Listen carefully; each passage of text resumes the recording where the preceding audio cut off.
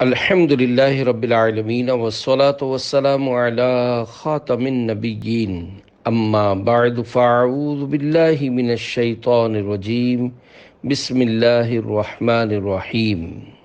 بابا جی اور گھر کے جھگڑے، یہ مضمون غیبت کی تباہ کاریاں صفحہ 215 تا 230 سے لیا گیا ہے۔ دعائے عطار، یا رب المصطفیٰ، جو کوئی 17 صفحات کا رسالہ بابا جی اور گھر کے جھگڑے پڑھ یا سن لے، اسے ایمان و عافیت کے ساتھ سبز سبز گنبد کے زیر سایہ جلوہ محبوب میں شہادت عطا فرما، آمین بجاہ خاتم النبیین صلی اللہ علیہ وآلہ وسلم۔ درود پاک کی فضیلت امیر المومنین حضرت مولا کائنات علی المرتضیٰ شیر خدا رضی اللہ عنہ فرماتے ہیں، جب کسی مسجد کے پاس سے گزرو تو رسول اکرم نور مجسم صلی اللہ علیہ وآلہ وسلم پر درود پاک پڑھو۔ صلو علی الحبیب صلی اللہ علی محمد۔ غیبت کرنے والے کو اشارے سے نہیں، زبان سے روکیے۔ حجت الاسلام حضرت امام محمد بن محمد غزالی رحمت اللہ علیہ کے فرمانے والا شان کا خلاصہ ہے، جہاں غیبت ہو رہی ہو اور یہ مروت میں نہیں بلکہ ڈر کے سبب زبان سے روک نہیں سکتا تو دل میں برا جانے تو اب اسے گناہ نہیں ہوگا۔ اگر وہاں سے اٹھ کر جا سکتا ہے یا گفتگو کا رخ بدل سکتا ہے مگر ایسا نہیں کرتا تو گناہ گار ہے۔ اگر زبان سے کہہ بھی دیتا ہے کہ خاموش ہو جاؤ مگر دل سے سننا چاہتا ہے تو یہ منافقت ہے، اور جب تک دل سے برا نہ جانے گناہ سے باہر نہ ہوگا۔ فقط ہاتھ یا اپنے ابرو یا پیشانی کے اشارے سے چپ کرانا کافی نہ ہوگا، کیونکہ یہ سستی ہے اور غیبت جیسے گناہ کو معمولی سمجھنے کی علامت ہے۔ اگر فساد کا اندیشہ نہ ہو تو غیبت کرنے والے کو سختی سے واضح الفاظ میں روکے۔ تاجدار مدینہ منورہ سلطان مکہ مکرمہ صلی اللہ علیہ وآلہ وسلم نے ارشاد فرمایا، جس شخص کے پاس کسی مومن کو ذلیل کیا جا رہا ہو اور وہ طاقت رکھنے کے باوجود اس کی مدد نہ کرے، اللہ پاک قیامت کے دن لوگوں کے سامنے اسے رسوا کرے گا۔ علماء کو عوام نہ ٹوکیں۔ اے عاشقان رسول، غیبت سے روکنے والے کے لیے اتنی معلومات ہونا ضروری ہے کہ وہ گناہوں بھری غیبت کی پہچان رکھتا ہو۔ نیز روکتے وقت اپنی بات کا وزن دیکھنا بھی بہت ضروری ہے، کہیں ایسا نہ ہو کہ آپ کسی کو منع کریں اور کوئی فتنہ کھڑا ہو جائے۔ یہ بات بھی ذہن میں رکھیے کہ بعض اوقات بالخصوص اہل علم حضرات کی کوئی بات سرسری طور پر سننے والے کو غیبت لگتی ہے، مگر در حقیقت وہ گناہوں بھری غیبت نہیں ہوتی، کیونکہ غیبت کی جائز صورتیں بھی موجود ہیں۔ محاورہ ہے، خطائے بزرگان گرفتن خطا است، یعنی بزرگوں پر اعتراض کرنا ان کی خطا پکڑنا خود خطا ہے۔ لہذا علماء کرام کو عوام ہرگز نہ ٹوکیں اور ان کے لیے دل میں میل بھی نہ لائیں۔ ہاں، اگر آپ کو غیبت کے بارے میں معلومات ہوں اور وہ عالم صاحب واقعی صریح غیبت کر رہے ہوں تو وہاں سے اٹھ جائیے، ممکن ہو تو بات کا رخ بدل دیجیے۔ اگر ہٹنا یا بات بدلنا اور کسی طرح سے غیبت سننے سے بچنا ممکن نہ ہو تو دل میں برا جانتے ہوئے حتی المقدور بے توجہی برتیے۔ اگر ہاں میں سر ہلائیں گے یا دلچسپی اور تعجب کا اظہار کریں گے، تائید میں اچھا، جی، اوہو وغیرہ آوازیں نکالیں گے تو گناہ گار ہوں گے۔ عالم کو ٹوکنے کے متعلق فرمانے اعلی حضرت امام اہل سنت امام احمد رضا خان رحمت اللہ علیہ فتاوی رضویہ جلد 23 صفحہ 708 پر لکھتے ہیں، علماء پر عوام کو حق اعتراض نہیں پہنچتا، اور جو مشہور بمعرفت ہو اس کا معاملہ زیادہ نازک ہے۔ ہر عامی مسلمان کے لیے حکم ہے کہ اس کے یعنی اس عام مسلمان کے بھی ہر قول و فعل کے لیے 70 محمل حسن یعنی اچھے احتمالات اور جائز تعویلات تلاش کرو۔ ان عوام پر بھی بدگمانی مت کرو، نہ کہ علماء و مشائخ جن پر اعتراض کا عوام کو کوئی حق ہی حاصل نہیں۔ یہاں تک کہ کتب دینیہ میں تصریح یعنی صاف لکھا ہے، اگر صراحتاً نماز کا وقت جا رہا ہے اور عالم نہیں اٹھتا تو جاہل کا یہ کہنا گستاخی ہے کہ نماز کو چلیے۔ وہ یعنی عالم اس یعنی غیر عالم کے لیے ہادی یعنی رہنما بنایا گیا ہے، نہ کہ یہ جاہل اس عالم کے لیے۔ واللہ تعالی اعلم۔ سنو نہ فحش کلامی نہ غیبت و چغلی، تیری پسند کی باتیں فقط سنا یا رب، کریں نہ تنگ خیالات بد کبھی کر دے، شعور و فکر کو پاکیزگی عطا یا رب۔ صلو علی الحبیب صلی اللہ علی محمد۔ جس کو سلامتی کی دعا دی اسی کی غیبت، کسی کو سلام کر کے جان و مال اور عزت و آبرو وغیرہ کی سلامتی کی دعا دی اور پھر جو ہی وہاں سے ہٹے معاذ اللہ اسی کی عزت اچھالنی یعنی غیبت کرنی شروع کر دی، یہ کیسا عجیب معاملہ ہے۔ جی ہاں، السلام علیکم کے معنی ہے تم پر سلامتی ہو، لگے ہاتھوں سلام کی نیت بھی ملاحظہ فرما لیجئے۔ چنانچہ عاشقان رسول کی مدنی تحریک دعوت اسلامی کے مکتبۃ المدینہ کی کتاب بحر شریعت حصہ 16 صفحہ 102 پر لکھے ہوئے جزیے کا خلاصہ ہے، سلام کرتے وقت دل میں یہ نیت ہو کہ جس کو سلام کرنے لگا ہوں اس کا مال اور عزت و آبرو سب کچھ میری حفاظت میں ہے اور میں ان میں سے کسی چیز میں دخل اندازی کرنا حرام جانتا ہوں۔ عارف باللہ حضرت سیدنا شیخ ابو طالب مکی رحمۃ اللہ علیہ فرماتے ہیں، اللہ پاک کے نیک بندے ملاقات کے وقت سلام کرتے تو اس سے یہ مراد لیتے کہ تو میری طرف سے سلامت رہا، میں تیری غیبت اور مذمت نہیں کروں گا۔ کروں کسی کی بھی غیبت نہ میں کبھی یا رب، خدائے پاک کرم از پے نبی یا رب، معاف کر دے گناہ تو میرے سبھی یا رب، تو فعل حضرت شیر خدا علی یا رب۔ صلو علی الحبیب صلی اللہ علی محمد۔ توبو الی اللہ استغفر اللہ۔ صلو علی الحبیب صلی اللہ علی محمد۔ خوفناک حادثہ ہوتے ہوتے رہ گیا۔ غیبت کرنے سننے کی عادت نکالنے، نمازوں اور سنتوں کی عادت ڈالنے کے لیے دعوت اسلامی کے دینی ماحول سے ہر دم وابستہ رہیے۔ سنتیں سیکھنے کے لیے مدنی قافلوں میں عاشقان رسول کے ساتھ سنتوں بھرا سفر کیجیے اور کامیاب زندگی گزارنے اور آخرت سنوارنے کے لیے نیک اعمال کے مطابق عمل کر کے روزانہ جائزہ کے ذریعے رسالہ پر کر کے ہر ماہ کی پہلی تاریخ اپنے یہاں کے ذمہ دار کو جمع کروانے کا معمول بنا لیجئے۔ سنتوں بھرے اجتماع میں حاضری دیجئے، نہ جانے کب دل چوٹ کھا جائے اور دونوں جہاں میں بھلائیاں عنایت ہو جائیں۔ آپ کی ترغیب کے لیے ایک مدنی بہار گوش گزار کرتا ہوں۔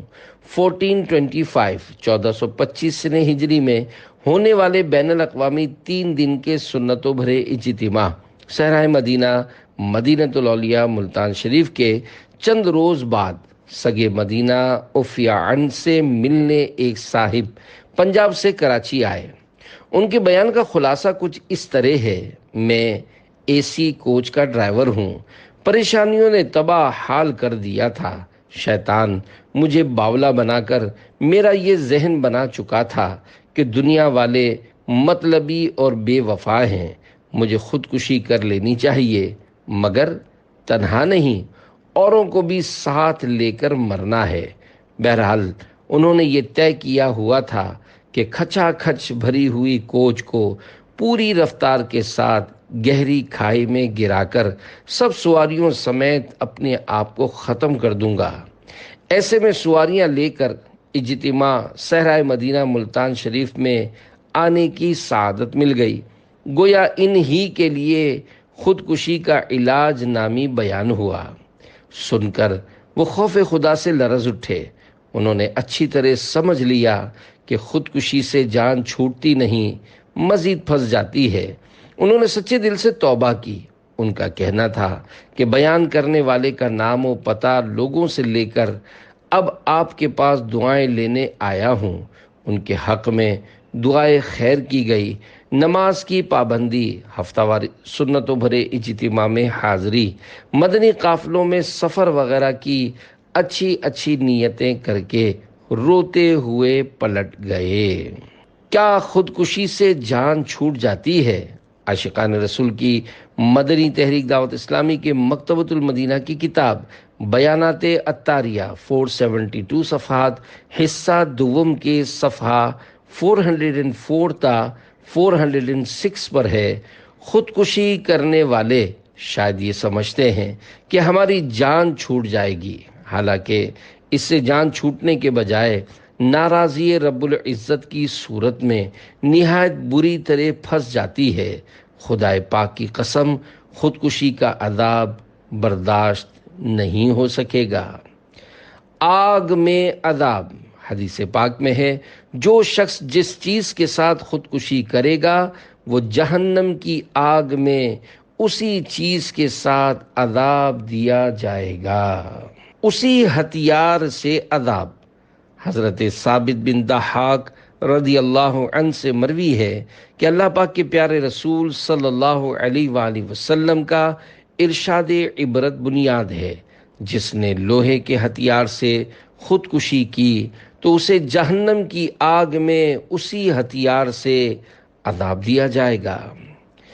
گلا گھونٹنے کا عذاب، حضرت ابو ہریرہ رضی اللہ عنہ سے مروی ہے، رسول کریم صلی اللہ علیہ وآلہ وسلم کا فرمان عبرت نشان ہے، جس نے اپنا گلا گھونٹا تو وہ جہنم کی آگ میں اپنا گلا گھونٹتا رہے گا، اور جس نے خود کو نیزہ مارا وہ جہنم کی آگ میں خود کو نیزہ مارتا رہے گا۔ اے عاشقان رسول، خودکشی کا علاج نامی بیان مکتبۃ المدینہ سے حاصل کیجیے اور سب گھر والوں کو سنائیے، اور خصوصاً پریشان حالوں کو سننے کے لیے پیش کیجیے۔ الحمدللہ اسی بیان کو حسب ضرورت ترمیم کے ساتھ بنام خودکشی کا علاج رسالے کی صورت میں بھی پرنٹ کیا گیا ہے۔ اپنے عزیزوں کے ایصال ثواب کے لیے دعوت اسلامی کے مکتبۃ المدینہ سے زیادہ خرید کر غم کے ماروں، دکھیاروں اور بیماروں بلکہ عام مسلمانوں میں تقسیم کیجیے۔ اگر پڑھ کر کوئی ایک بھی مسلمان خودکشی کے ارادے سے باز آ گیا تو انشاءاللہ الکریم آپ کا بھی بیڑا پار ہوگا۔ قبر میں شکل تیری بگڑ جائے گی، پیپ میں لاش تیری لتھڑ جائے گی، بال جھڑ جائیں گے، کھال ادھڑ جائے گی، کیڑے پڑ جائیں گے، ناش سڑ جائے گی۔ مت گناہوں پہ ہو بھائی بے باک تو، بھول مت یہ حقیقت کے ہے خاک تو، تھام لے دامن شاہ لولاک تو، سچی توبہ سے ہو جائے گا پاک تو۔ صلو علی الحبیب صلی اللہ علی محمد، توبوا الی اللہ استغفر اللہ، صلو علی الحبیب صلی اللہ علی محمد۔ گھر جا کر نیکی کی دعوت دیتے۔ حضرت عبدالعزیز درینی رحمۃ اللہ علیہ کو جب معلوم ہوتا کہ کسی شخص نے ان کی غیبت کی ہے تو آپ رحمۃ اللہ علیہ فہمائش یعنی سمجھانے کے لیے اس کے گھر تشریف لے جاتے اور فرماتے، اے بھائی آپ کو کیا ہو گیا کہ آپ نے عبدالعزیز کے گناہ اٹھا لیے؟ گناہ اٹھا لیے کی وضاحت۔ اے عاشقان رسول، اس حکایت سے پتہ چلا کہ ہمارے اسلاف اپنی غیبت کا سن کر دھواں پھواں ہو کر آستینے چڑھا کر غیبت کرنے والے پر چڑھ دوڑنے کے بجائے اگر جانا پڑتا تو اس کے گھر جا کر بھی اس کو نیکی کی دعوت پہنچاتے اور اس کے دل کو چوٹ لگانے والے کلمات ارشاد فرماتے۔ اس حکایت میں گناہ اٹھا لیے جو کہا گیا، اس سے مراد یہ ہے کہ اگر بغیر توبہ اور مغتاب یعنی جس کی غیبت کی اس سے بے معاف کروائے مرا تو جس کی غیبت کی ہے اس کو اپنی نیکیاں دینی پڑیں گی۔ اگر نیکیاں نہ ہوئیں یا کم پڑ گئیں تو اس کے گناہ اپنے سر اٹھانے پڑیں گے۔ آہ، غیبت کا معاملہ بے حد نازک ہے۔ توبہ توبہ، ہماری کروڑوں بار توبہ۔ عہد کیجئے، نہ غیبت کروں گا نہ سنوں گا۔ ہے غیبت سے بچنے کی نیت الہی، میں قائم رہوں کر اعانت الہی۔ اعانت یعنی امداد۔ رحمت پلٹ جاتی ہے۔ حضرت حاتم اصم رحمت اللہ علیہ فرماتے ہیں، جب کسی مجلس میں یہ 3 باتیں ہوں تو ان لوگوں سے رحمت پلٹ جاتی ہے۔ نمبر 1، دنیا کا ذکر۔ نمبر 2، زیادہ ہنسنا۔ اور نمبر 3، لوگوں کی غیبت کرنا۔ عذاب قبر کے 3 حصے۔ حضرت قتادہ رضی اللہ عنہ فرماتے ہیں، ہمیں بتایا گیا ہے کہ عذاب قبر کو 3 حصوں میں تقسیم کیا گیا ہے۔ 1/3 عذاب غیبت سے، 1/3 چغلی سے، اور 1/3 پیشاب کے چھینٹوں سے خود کو نہ بچانے سے ہوتا ہے۔ کتوں کی شکل میں اٹھیں گے۔ ہمارے پیارے پیارے آقا مدینے والے مصطفیٰ صلی اللہ علیہ وآلہ وسلم نے فرمایا، غیبت کرنے والوں، چغل خوروں اور پاک باز لوگوں کے عیب تلاش کرنے والوں کو اللہ پاک قیامت کے دن کتوں کی شکل میں اٹھائے گا۔ حکیم الامت حضرت مفتی احمد یار خان رحمت اللہ علیہ فرماتے ہیں، خیال رہے کہ تمام انسان قبروں سے بشکل انسانی اٹھیں گے، پھر محشر میں پہنچ کر بعض کی صورتیں مسخ ہو جائیں گی، یعنی بگڑ جائیں گی، مثلا مختلف جانوروں جیسی ہو جائیں گی۔ گوشت کی چھوٹی سی بوٹی۔ اے عاشقان رسول، زبان اگرچہ بظاہر گوشت کی ایک چھوٹی سی بوٹی ہے، مگر یہ خدائے پاک کی عظیم الشان نعمت ہے۔ اس نعمت کی قدر تو شاید گونگا ہی جان سکتا ہے۔ زبان کا درست استعمال جنت میں داخل اور غلط استعمال جہنم سے واصل کر سکتا ہے۔ اس زبان سے تلاوت قرآن کرنے والا اور درود و سلام پڑھنے والا رب العزت کی عنایت سے جنت میں جاتا ہے۔ اس زبان سے کسی مسلمان کو گالی نکالنے والا نیز غیبت، چغلی و تہمت کا مرتکب عذاب نار کا حقدار قرار پاتا ہے۔ اگر کوئی بدترین کافر بھی دل کی تصدیق کے ساتھ زبان سے لا الہ الا اللہ محمد الرسول اللہ صلی اللہ علیہ وآلہ وسلم پڑھ لے تو کفر و شرک کی ساری گندگی سے پاک ہو جاتا ہے۔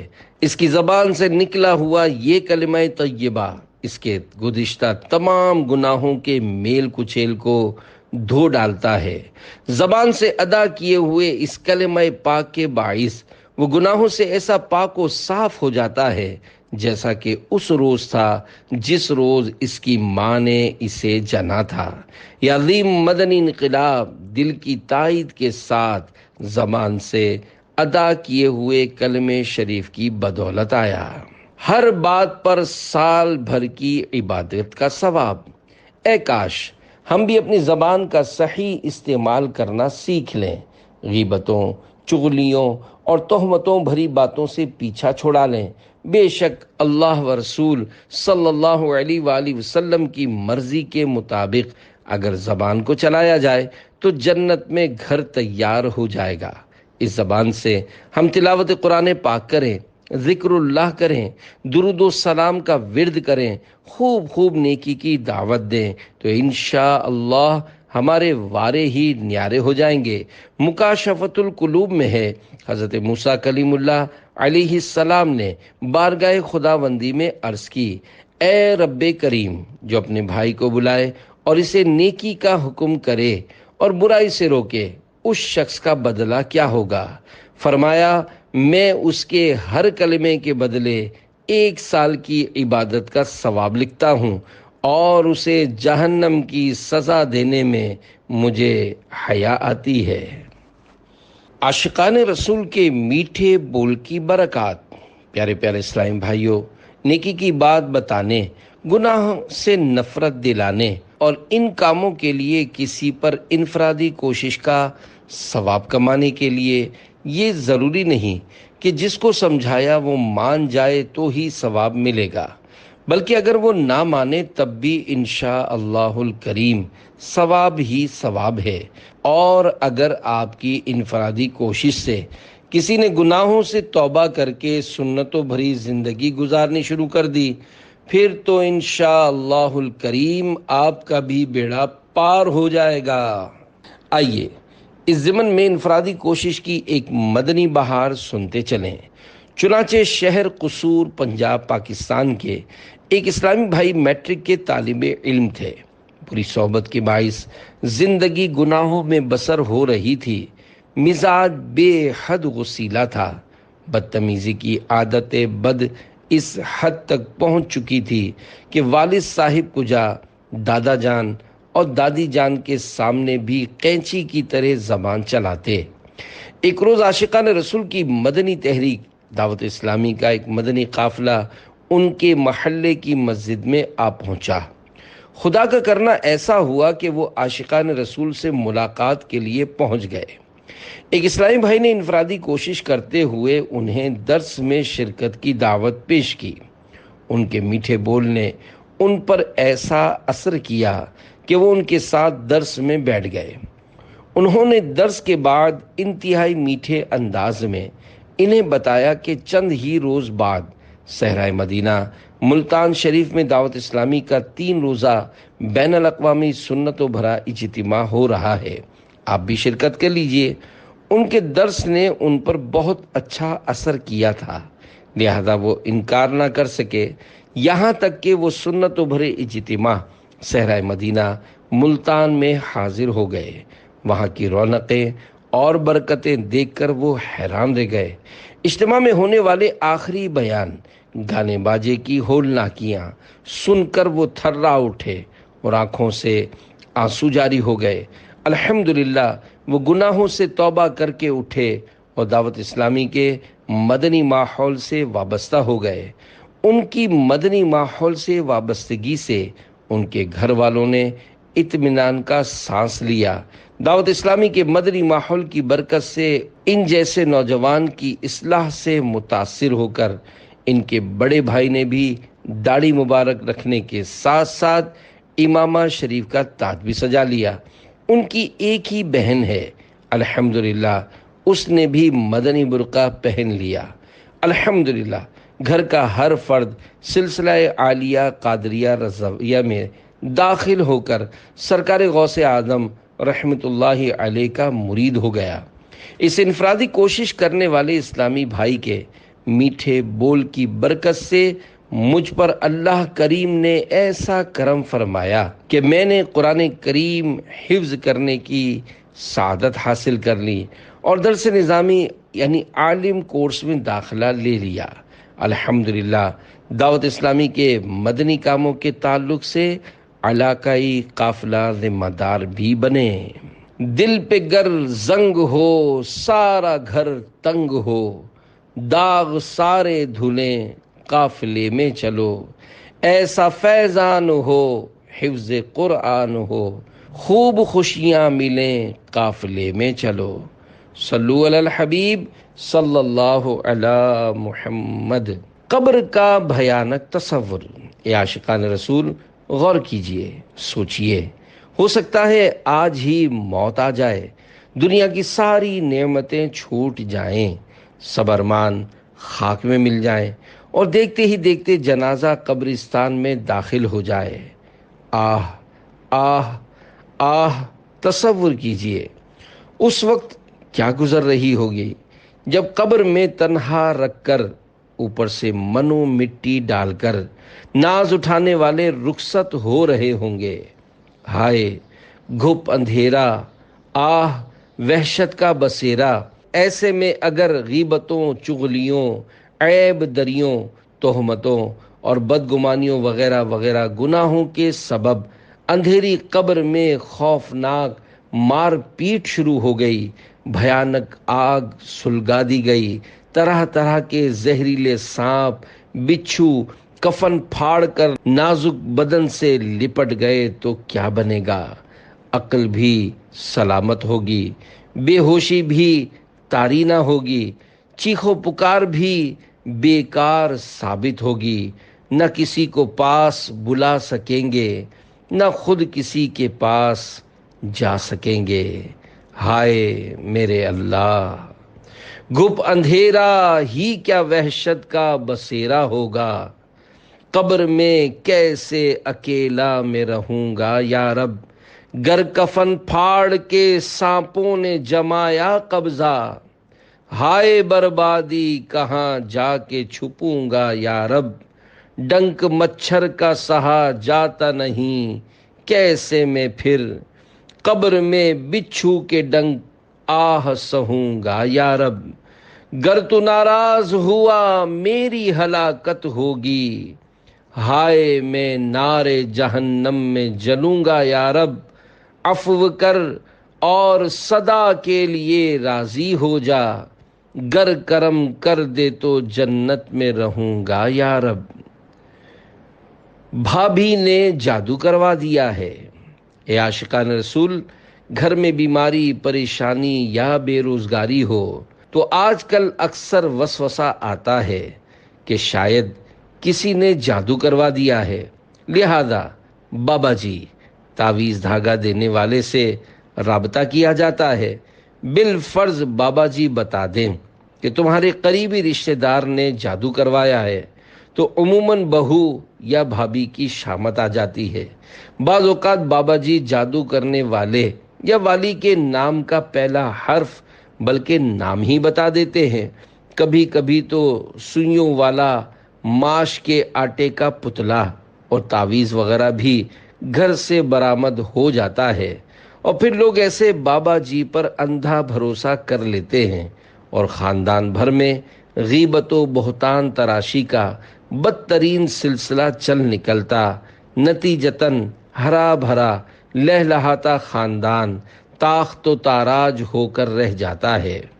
یاد رکھیے، بلا ثبوت شرعی، صرف عاملوں اور باباؤں کے کہنے پر اگر آپ نے کسی سے کہا مثلاً ہماری بھابھی جادو کرواتی ہے، تو یہ بہتان، گناہ کبیرہ، حرام اور جہنم میں لے جانے والا کام ہے۔ اور اگر کسی نے چھپ کر واقعی جادو کروا بھی دیا ہو اور آپ کو یقینی طور پر پتہ چل گیا ہو، تب بھی اس مخصوص فرد کا جادو کے حوالے سے بلا مصلحت شرعی کسی سے تذکرہ کرنا غیبت ہے۔ خیال رہے، عاملوں یا باباؤں کا بتانا شرعی ثبوت نہیں کہلاتا۔ اگر گھر سے سوئیوں والا پتلا برآمد ہو جائے تو وسوسہ، بابا جی نے نام اور سوئیوں والے پتلے کی نشاندہی کر دی، پھر بھی یہ شرعی ثبوت کیوں نہیں؟ کیا بابا جی جھوٹے ہیں؟ وسوسے کا علاج دیکھیے، کسی بات کو دلیل شرعی نہ ماننا اور ہے، اور جس کی دلیل نہ مانی گئی اسے جھوٹا سمجھنا اور ہے۔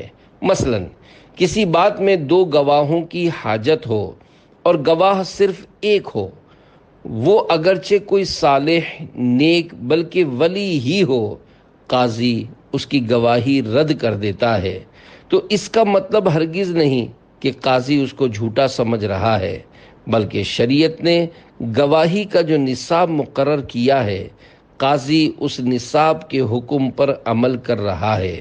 یوں ہی ہم بابا جی کو جھوٹا نہیں کہہ رہے، بلکہ حکم شرعی پر عمل کرتے ہوئے بابا جی کے بتا دینے کو دلیل بنا کر کسی شخص پر جادو کا الزام نہیں ثابت کر رہے۔ بہرحال حکم شریعت یہی ہے کہ کسی بابا جی کا پتلے وغیرہ کے بارے میں بتا دینا اور اس پتلے کا برآمد ہو جانا اس بات کی دلیل شرعی نہیں ہے کہ واقعی فلاں رشتہ دار ہی نے یہ جادو کروایا ہے۔ جو بابا پیسے نہ مانگتے ہوں وہ کیسے غلط ہو سکتے ہیں؟ وسوسہ: جو بابا جی تعویذات وغیرہ کے پیسے نہیں مانگتے وہ کس طرح غلط ہو سکتے ہیں؟ وسوسے کا علاج: عملیات کی لائن ایسی ہے کہ جو پیسے نہیں مانگتا بعض اوقات اس کی آمدنی مانگنے والوں کی نسبت زیادہ ہوتی ہے، کیونکہ بار بار پیسے مانگنے والوں سے لوگ دور بھاگتے ہیں۔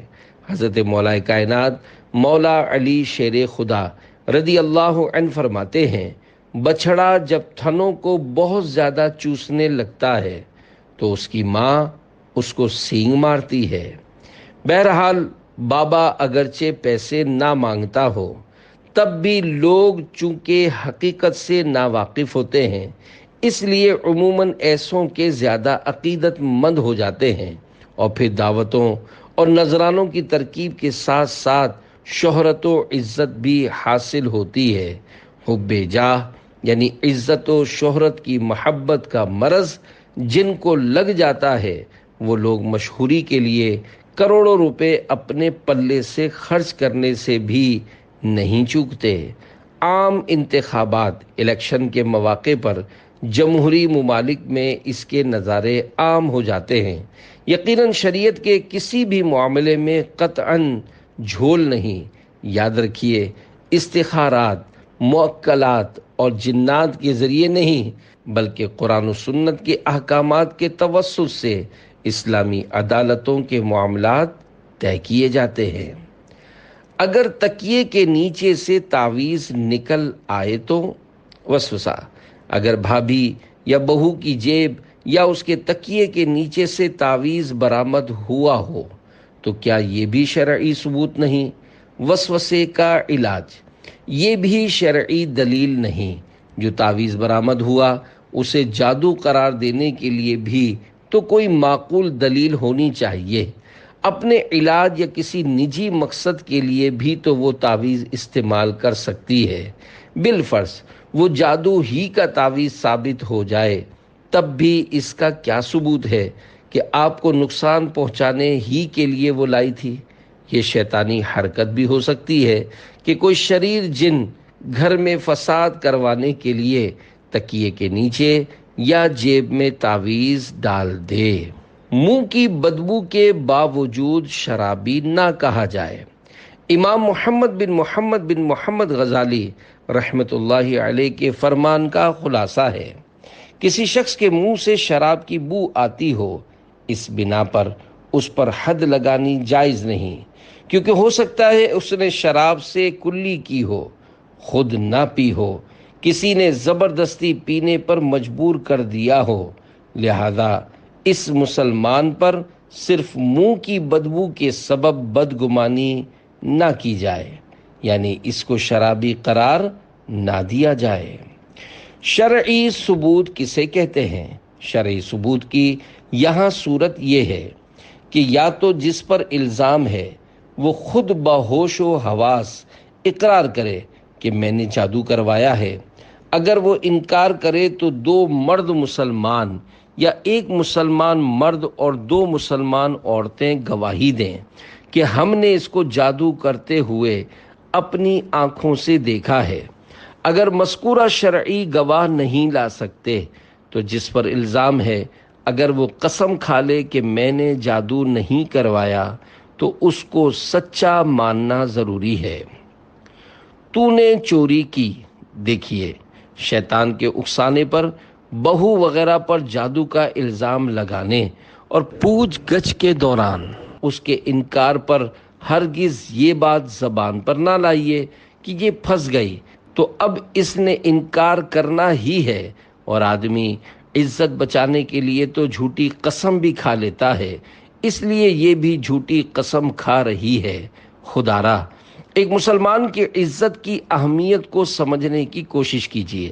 آپ کی عبرت کے لیے ایک ایمان افروز حدیث شریف عرض کرتا ہوں، چنانچہ حضرت ابو ہریرہ رضی اللہ عنہ فرماتے ہیں، اللہ پاک کی عطا سے غیب کی خبر دینے والے پیارے پیارے مصطفیٰ صلی اللہ علیہ وآلہ وسلم کا فرمان عالی شان ہے۔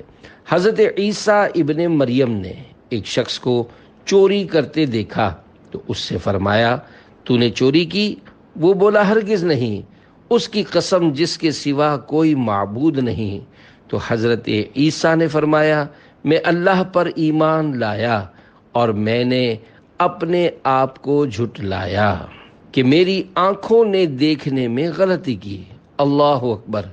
دیکھا آپ نے، حضرت سیدنا عیسیٰ روح اللہ علیہ السلام نے قسم کھا لینے والے کے ساتھ کتنا عظیم برتاؤ کیا۔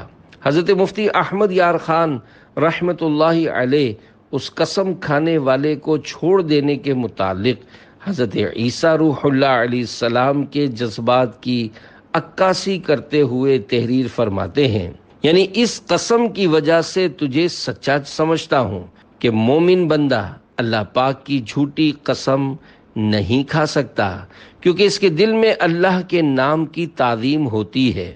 اپنے متعلق غلط فہمی کا خیال کر لیتا ہوں کہ میری آنکھوں نے دیکھنے میں غلطی کی۔